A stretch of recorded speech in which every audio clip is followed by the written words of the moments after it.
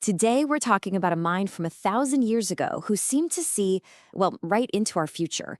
A mind that somehow understood the very beginning of the universe, centuries before modern science even had the tools to ask the question. So that's the big mystery we're diving into. How on earth could a thinker from the 11th century come up with concepts that physicists wouldn't formalize for another 900 years? Okay, let's get into it. Okay, so check this out. On the left, you've got an idea from the year 1025. On the right, the very foundation of modern cosmology. The big question, the one we're trying to answer here, is how could this guy, a Persian genius named Ibn Sina, possibly arrive at this conclusion on his own?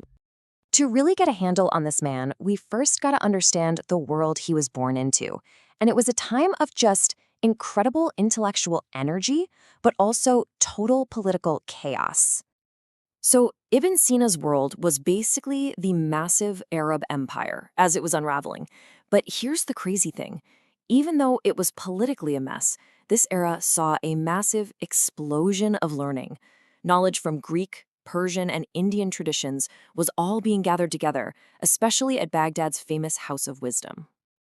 All right, so how does an environment like that, chaotic but brilliant, create one of the greatest minds in history? Well, his genius was obvious pretty much from the get-go.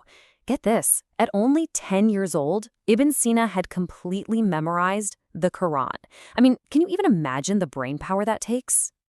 And it didn't stop there, not by a long shot. By the time he was 16, he'd soaked up everything from geometry to philosophy so fast that his teacher basically threw up his hands and said, "You've passed me. There's nothing more I can teach you."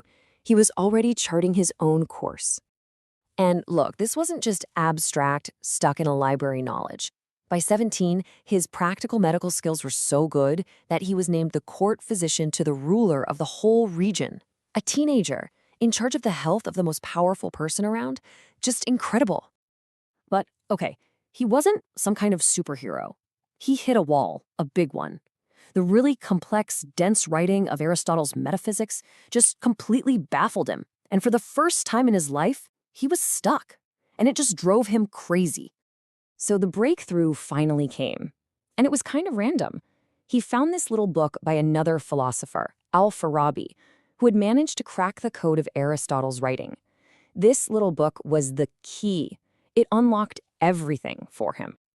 Okay, so now that he had this new tool, Aristotle's logic, Ibn Sina started building these massive intellectual frameworks that would literally become the foundations of modern science. All right, so let's talk about his most famous work, the Canon of Medicine. Now, this wasn't just some old-timey list of herbal remedies. No, this book fundamentally changed how we even think about being sick. And this is where it gets really amazing. He basically lays out the 3 pillars of modern medicine right here on the page. First, he's like, hey, sickness isn't one big mysterious thing. It's a bunch of different diseases. Second, he figures out they all spread in different ways, what we now call transmission vectors. And third, and this is the big one, he says that stopping the spread, preventing the illness, is always better than trying to cure it later. But his mind didn't just stop with medicine, not even close. Remember how he was obsessed with that Aristotle book? Well, that obsession over one simple question, what is a thing, started a chain reaction of logic that led to his most mind-blowing idea. Okay, follow his logic here. He reasoned that as anything, a person, a rock, whatever, as it ages and changes, you need more and more information to describe it, right? You've got to describe its scars, its history, the wear and tear. And then it hits him, this constant growth of information. It only moves in one direction, forward, just like time. He had just described the fundamental principle of entropy, hundreds of years before anyone in the West even had a name for it. So naturally, he takes it one step further and asks the biggest question of all. What happens if you run that process backward for the whole universe? And this is his incredible final leap. He figures if you run time backwards, all that information has to shrink down, and the entire universe has to collapse back into a single tiny point, a point of minimal information, a singularity, a point with just enough potential for the whole universe to unfold from it. 1,000 years ago, he had just described the Big Bang.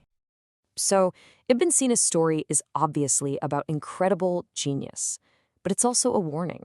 It's a powerful lesson about just how fragile knowledge really is. You know, his whole life was spent on the run from invading armies and political chaos. In 1030, his library was plundered, his books taken. Which brings up a really critical question, for them and for us.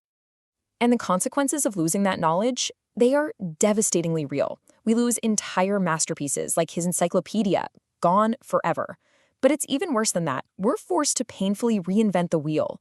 His ideas about stopping disease spread, basically disinfection, they were just forgotten in Europe. It took centuries and countless lives for doctors to rediscover something as simple as washing your hands. Look, history shows us that all civilizations sooner or later face collapse.